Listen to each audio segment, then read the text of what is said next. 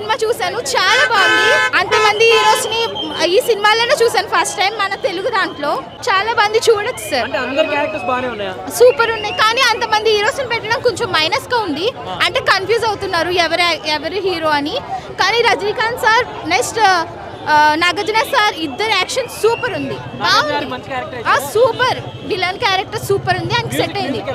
Music super ఉంది sir, చాలా బాగుంది మ్యూజిక్ అయితే. అది ఇట్ వాస్ గ్రేట్, చాలా చాలా బాగుంది, చాలా సస్పెన్స్, ఎవ్రీథింగ్ ఎలా అనిపించింది? అంటే నాగార్జున గారికి అంత అపియరెన్స్ ఇచ్చారా? నాగార్జున గారు చాలా చాలా బాగుంది, చాలా cameo. Aamir Khan, everybody is really great, everybody did a great job. ఎలా అనిపించింది? అంటే second half or first half ఏది బాగా? Second half is crazy. First half చూసి second half is crazy. So ఇంతమందిని పెట్టారు కదా, క్యారెక్టర్స్ ఇంపార్టెన్స్ జస్టిఫికేషన్ ఇచ్చారు వీళ్ళందరికీ? అందరిది చాలా చాలా ఇంపార్టెంట్ రోల్స్ ఉన్నాయి. All cameos did a great job, everything's great. ఎవరిదైనా ఒక రోజు తగ్గడం కానీ అలా ఏం లేదు? Everybody has their own. Music is great. మామూలుగా లేదు అసలు. ఒక్కొక్కడు మొత్తం పేపర్లే, అసలు బొమ్మ కనబడతలేదు ఎక్కడ కూడా. ఆ లెవెల్ ఉన్నది సినిమా, బ్లాక్ బాస్టర్. అంతమందిని పెట్టారు కాబట్టి ఇంత హైప్ వచ్చింది.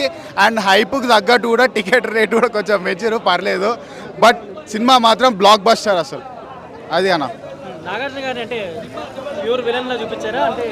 అంటే నాగార్జున లేకపోతే అన్న మనకు ఆ ధృవ సినిమాలో అరవింద్ స్వామి ఎట్లా అంటే హీరో కంటే విలన్ ఎక్కువ నచ్చాడు, ఆ టైప్లో ఇక్కడ మనకు కూడా విలన్ అంటే మనోడు నాగార్జున కాబట్టి బ్లాక్ బస్టర్. ఇంకా నాగార్జున లేకపోతే సినిమానే లేదు. Everything is very good. Overall movie ఎలా? Overall super. ఆ పాస్ట్ ఆర్క్ కొంచెం వింటేజ్ రజనీకాంత్ అంతా మంచిగా చేసిండు. సో ఓవరాల్గా మూవీ చాలా బాగుంది. Nagarjuna super and everyone, Sathyaraj, everyone super. Shruti Haasan కూడా బాగుంది. అంటే ఒక్కొక్కసారి స్క్రీన్ ప్లే అంటే వీళ్ళందరినీ స్క్రీన్ ప్లే ఎవ్రీథింగ్, డ్రామా ఉంటుంది, యాక్షన్ ఉంటుంది, మొత్తం హైలైట్, ఓవర్ హైప్ సీన్స్, మొత్తం హైప్ సీన్స్ బాగుంటాయి, చాలా బాగుంటాయి. Anirudh at the same time Lokesh Kanagaraj ఉంది. మీకు సెకండ్ హాఫ్లో ప్లాట్ కనబడుతుంది, అది సెకండ్ హాఫ్లో కనబడుతుంది. ఏ సర్టిఫికేట్ తీసుకోవాల్సిన అవసరం ఏమొచ్చింది?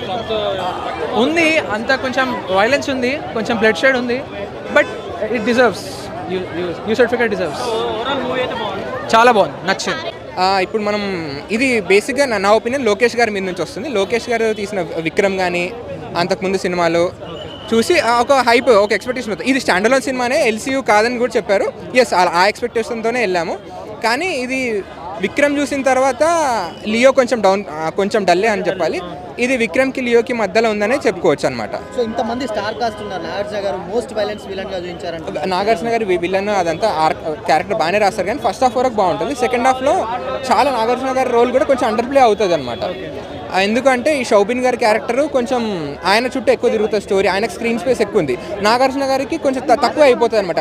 క్లైమాక్స్కి వచ్చేసరికి నాగార్జున గారి రోల్ కొంచెం తగ్గిందని అని చెప్పాలి. అమీర్ ఖాన్ గారు మ్యూజిక్ అనిరుద్ధ్ గారికి మాకు చెప్పనక్కర్లేదు, అందులో డోకా ఏం లేదు. మ్యూజిక్ బాగుంది, కానీ స్టోరీ ప్లస్ అయిందా, స్టోరీ మైనస్ అయిందా? మ్యూజిక్ స్టోరీ ప్లస్ అనే చెప్పాలి, స్టోరీ ప్లస్ అని చెప్పాలి. మౌనికా సాంగ్ అది కూడా అబ్రప్ట్గా వస్తాయి, బట్ ఓకే, మనం ప్రేక్షకుడు ఎంటర్టైన్ అవుతున్నాం. కానీ శృతి హాసన్ గారు చాలా మెయిన్ రోల్.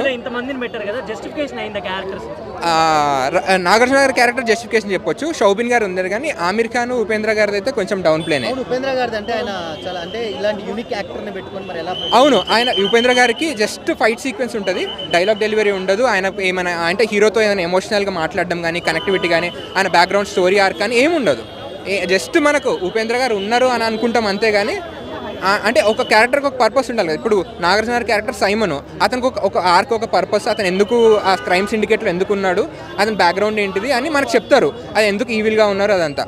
కానీ ఉపేంద్ర గారి క్యారెక్టర్కి వచ్చేసరికి లాస్ట్లో, సెకండ్ హాఫ్ మిడిల్లో వస్తారు, మనకు పర్పస్ ఉండదు. హీస్ దేర్, మనం ఆయన ఎంట్రీ వస్తే చీర్ చేస్తాము, అరుస్తాము. ఆ తర్వాత ఎందుకు ఉన్నారంటే మనకు అంత ప్రాపర్.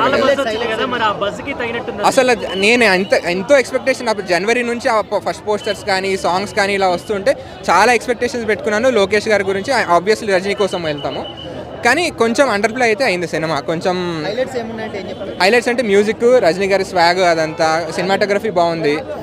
శృతి హాసన్, నాగార్జున గారు కూడా చాలా బాగా చేస్తారు. Sathyaraj character okay. ఎందుకు అంటే ప్రతి క్యారెక్టర్కి ఒక బీజిఎంతో ఇంట్రడ్యూస్ చేశారు. ప్రతి క్యారెక్టర్కి ఈక్వల్ ఇంపార్టెన్స్ ఉంది. ఏ క్యారెక్టర్ని అట్లా సడన్గా ఎండ్ చేయలేదు, అంత బాగుంటుంది. ఈవెన్ అమీర్ ఖాన్ గారిని సౌత్ ఇండియన్ ఇండస్ట్రీకి కూలీకి ఇచ్చిన హైప్, కూలీకి వచ్చిన పవర్ హౌస్ హైప్ ఉంది అక్కడ స్క్రీన్లలో, అంతే కథం, ఇంకేం లేదు, పవర్ హౌసే.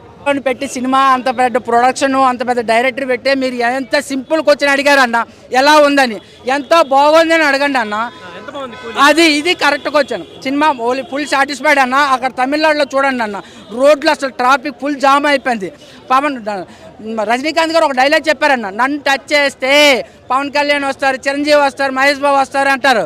అందులో సేమ్ అనమాట సినిమా. ఆ డైలాగ్ ఎక్సలెంట్, చాలా బాగుంది. లాస్ట్లో అనుష్క కూడా వస్తుంది అన్నారు. అనుష్క కాదండి, శ్రీలీల అయితే బాగుంటుందేమో. చాలా బాగుంది సినిమా అయితే, ఎక్సలెంట్ అన్న. ఈ డైరెక్టర్ గారు అందరికీ మంచి స్పేస్ ఇచ్చి ప్యారలల్గా తీసుకెళ్ళారు సినిమాని. కొంచెం సైమన్ క్యారెక్టర్ అనే వ్యక్తి మంజుమల్ బాయ్స్లో ఉన్నారు కదా మెయిన్ రోల్, ఆయన కొంచెం ఏం పేరు శోభిన్. ఆ శోభిన్ కొంచెం ఎక్కువ క్యారెక్టర్ ఇచ్చారు. కొన్ని సీన్స్లో ఆయనే హీరో అలా అనిపిస్తుంది అనమాట. అది కొంచెం నెగిటివ్ అనమాట. ఓవరాల్గా కూలీ రివ్యూ మీరు ఏమంటారు ఒక ముక్కలో చెప్పాలంటే? సినిమా బాగుంది. ఈ వయసులో కూడా సినిమాలు తీసి ప్రేక్షకులకి ఆడియన్స్కి అందిస్తున్నారంటే 100% ఆడియన్స్ వచ్చి ఎంజాయ్ చేయొచ్చు అని సినిమా. మందిని పెట్టారు కదా మరి, ఉపేంద్ర గారు, అమీర్ ఖాన్, వీళ్ళందరూ ఎలా అనిపించింది? న్యాయం చేశారంట వాళ్ళ క్యారెక్టర్? ఎవరి క్యారెక్టర్కి వాళ్ళు న్యాయం చేశారు. లాస్ట్లో అమీర్ ఖాన్ అయితే కొంచెం బూస్ బంప్స్ ఇచ్చారనమాట సీన్కి. కానీ ఆయన కాస్ట్యూమ్ బాగాలేదు, మొత్తం ట్యాటూలు వేసుకొని ట్యాటూ ఆర్టిస్ట్ లెక్క అంతా అన్ని ట్యాటూలు ఉండకూడదు. ఆయన బాలీవుడ్ హీరో కాబట్టి ఆ రేంజ్ మెయింటైన్ చేయాలన్నమాట. ఇండియన్ బాక్స్ ఆఫీస్ని బ్రేక్ చేసింది ఎవడన్నా ఉన్నాడంటే విలన్గా అది నాగార్జున నేను చెప్తాను. సైమన్ క్యారెక్టర్లో ఒక సింహంలా ఆపడతాడు మన నాగార్జున. అక్కినేని ఫ్యాన్స్ గుండెల మెచ్చి వేసుకుని మూవీకి వెళ్ళండి, ఒక్కసారి కాదు 10 సార్లు చూడండి. 100 కోట్ల మూవీ లేదన్న నాగార్జునకి 1000 కోట్ల మూవీ ఇచ్చాడు. క్లాస్ చూసాం, భక్తి చూసాం, రక్తి చూసాం. ఈ మూవీలో అసలైన మాస్ చూస్తాం నాగార్జున తోటి. ఇచ్చి పడేశాడు నాగార్జున. సో ఇంతమంది క్యారెక్టర్స్ ఉన్నాయి కదా మరి, ఎస్టాబ్లిష్ అయ్యా సరిగా? Hero Rajinikanth, villain Nagarjuna, cameo roles Upendra, American cameo roles. Heroine లేదు కాబట్టి హీరోయిన్ రోల్లో శృతి హాసన్. మళ్ళీ సెకండ్ విలన్ శోభిన్ క్యారెక్టర్, ఆయన దయాల్ క్యారెక్టర్ వేరే లెవెల్ ఉంది. దశావతారం హీరో కమల్ హాసన్. ఈ మూవీలో వేరే తీసింది మన శృతి హాసన్. పెళ్లి భోజనాల్లో అయినా ఇన్ని ఐటమ్స్ ఉండవన్నా, మన లోకేష్ కనకరాజు మన కోసం అంతమంది యాక్టర్స్ని పెట్టాడన్నా. ఒకప్పుడు ఇండియాని చెక్ చేసింది కరోనా, ఈ మూవీతో ఇండియన్ బాక్స్ ఆఫీస్ని షేక్ చేస్తున్నాడు మన నాగార్జున. అఖిల్కి చైతన్యకి రిటైర్మెంట్ ఉంటుంది, నాగార్జునకి ఉండదు. నాగార్జున ఎప్పటికీ బ్రోనే. అమలా మేడం గారు నాగార్జున కాపాడండి, లేకపోతే మన్మధుడు అంటే నాగేరా, నాగంటే కింగేరా, కింగ్ ఇండియాలో ఒక్కడేరా, అది మన నాగార్జునేరా అన్నట్టు ఈ మూవీలో యాక్టింగ్ చేశాడు. నాగార్జున అయితే చించిపడేశాడు.